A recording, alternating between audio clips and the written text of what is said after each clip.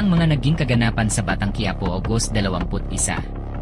Naging mainit ang unang araw ng pagtatagpo ng pamilya ni Jesus o David at pamilya ni Catherine. Sa araw pa man din ng kasal, ilang oras pa bago maganap ang kasalan. Ito'y dahil sa mga illegal na transaksyon na pagsasamahan sana ng dalawang pamilya, pero sa mismong araw ng kasal ay mukhang ito na ang una at huling pagkikita ng dalawang pamilya. Samantala, pinuntahan niya nitong si Tanggol si Rol para ibenta ang napanalunan niya sa sugal na sports car ni Tisay. Nagpresyuhan na ang dalawa at pumayag na si Rol sa presyo ni Tanggol. Ngunit kalaunan ay nalaman nila na karnap pala ang sasakyan.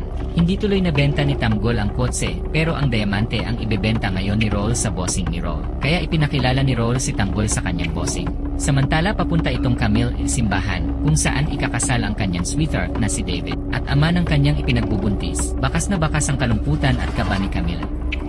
Nagkita na din ang muntik ng magpatayan kanina na magbalay. Samantala bakas naman sa mukha ni Catherine ang kalungkutan habang nagpapaso papuntang altar para katagpuin ang kanyang groom na si Jesus o David. Dumating na din sa simbahan si Camille at tamang-tama na nagsisimula na ang kasalan. Nakita siya ni David at nagulat din ito nang makita si Camille. Sa kasamaang palad ay nagkatagpo ang dalawa sa likod ng simbahan at dito nga ay maraming masasakit na salita ang binitawan ni David kay Camille.